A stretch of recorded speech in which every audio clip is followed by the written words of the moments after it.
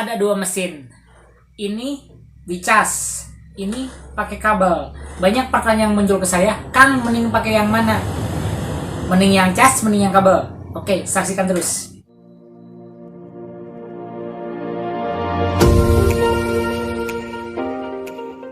Halo, assalamualaikum warahmatullahi wabarakatuh. Teman-teman, jumpa lagi dengan saya Deni Rumbara. Nah, di video kali ini kita akan sharing session lagi ya. Jadi kebetulan saya lagi santai malam ini. Kebetulan mau ngejawab juga pertanyaan dari teman-teman tentang mesin ya. Kemarin kita udah bahas beberapa tutorial tentang potong rambut, tapi sekarang kita masuk lagi di pembahasan tentang mesin ya. Jadi saya udah bawa 4 mesin di sini nih.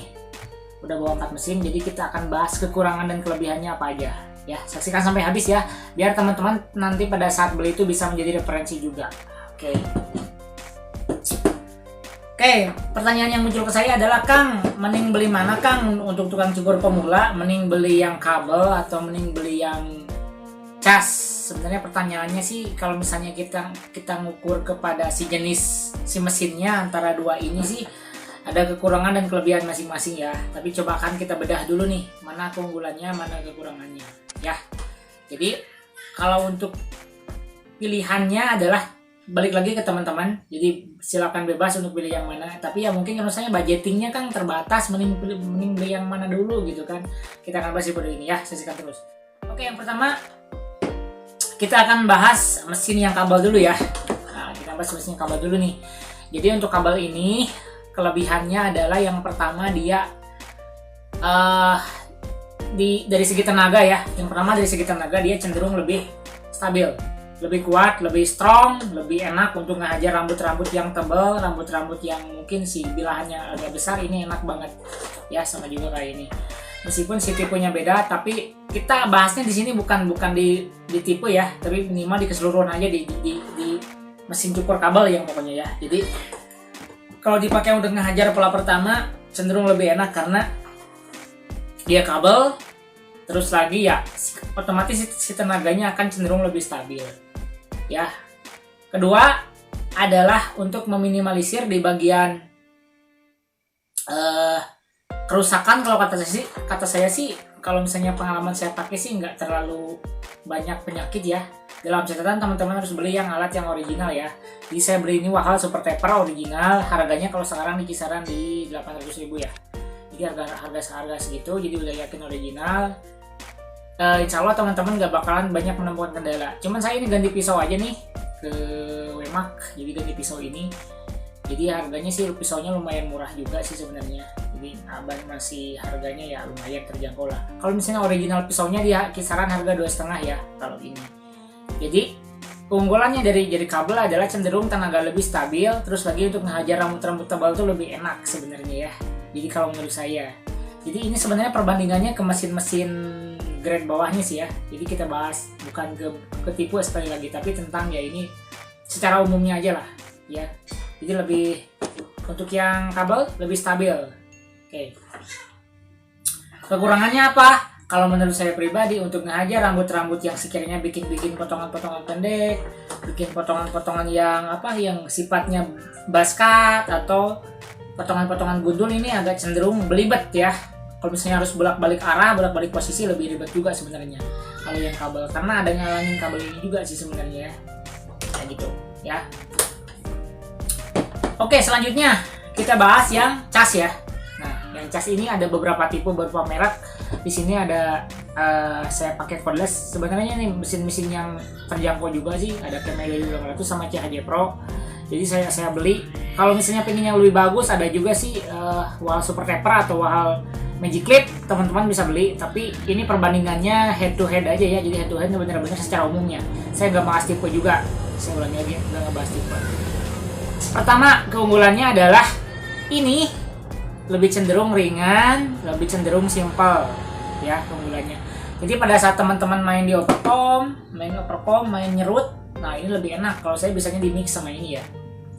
Main serut-serut, terus lagi untuk ngehajar bagian ngebotakin tuh enak banget pakai cordless kayak gini.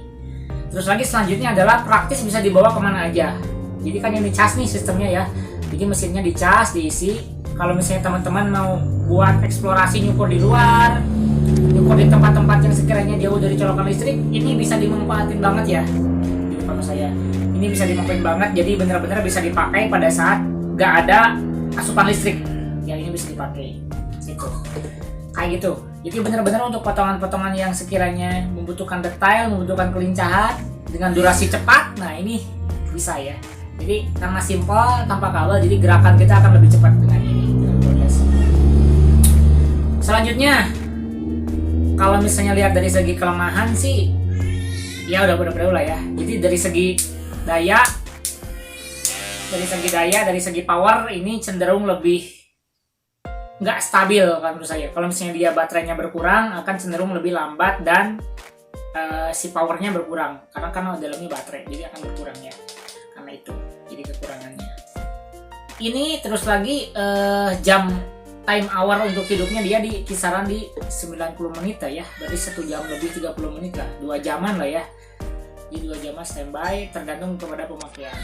Nah, gitu. Jadi keunggulan kelebihannya seperti itu sih. Saya nggak sebut merek, jadi kalau misalnya merek yang lain mungkin akan lebih berbeda lagi penjelasannya. Ini saya bahas head to head antara si jenisnya aja ya, antara kabel sama yang cas. Jadi untuk baterai pricing. Jadi kesimpulannya gimana Kang? Kesimpulannya adalah kalau misalnya teman-teman mau beli, Kang mending mana dulu gitu kan? Kalau misalnya saya mau beli, kalau misalnya teman-teman punya budget yang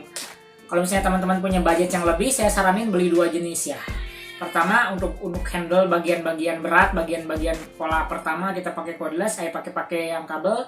Untuk bagian-bagian detailing, untuk bagian-bagian yang sekiranya membutuhkan detail, membutuhkan kelincahan tangan, kita pakai yang cordless. Nah, termasuk saya bikin potongan plate top cepak kotak ya. Jadi saya untuk nyurutnya bagiannya sini nih.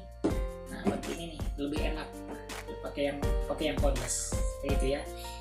Jadi kesimpulannya adalah kalau misalnya teman-teman mau beli, kalau misalnya ada budget, belilah yang dua-duanya. Ya, kalau misalnya teman-teman belum punya budget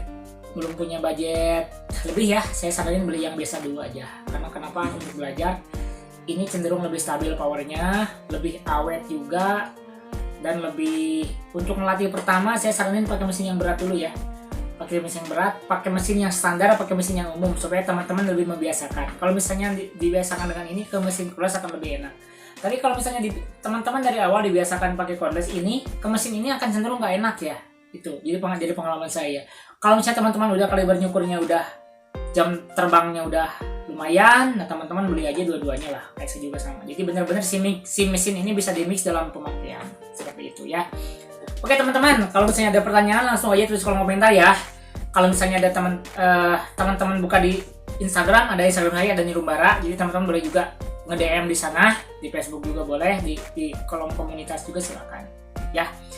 Oke, cukup video untuk sharing kali ini. Terima kasih sudah menyaksikan dari awal sampai akhir ya teman-temannya. Mudah-mudahan bisa sedikit menjadi pencerahan buat teman-teman pada saat untuk pengetahuan mesin dan referensi untuk membeli. Ya, oke cukup sekian video dari saya.